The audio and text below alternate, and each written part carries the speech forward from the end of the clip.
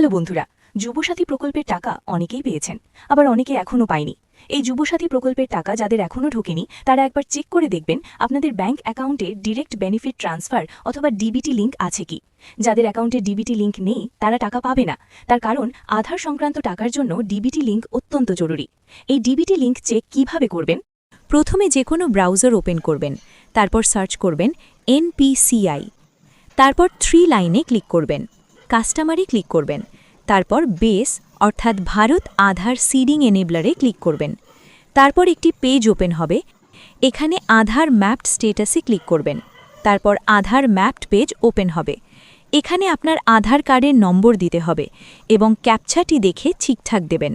এটি প্রসেস হওয়ার পর আপনার আধার কার্ডের সাথে যে মোবাইল নম্বর লিঙ্ক আছে সেই নম্বরে একটি ওটিপি যাবে, সেটি এখানে দিতে হবে। ওটিপি দেওয়ার পর এই পেজটি খুলবেন। দেখুন এখানে আপনার ব্যাংকের নাম শো করবে।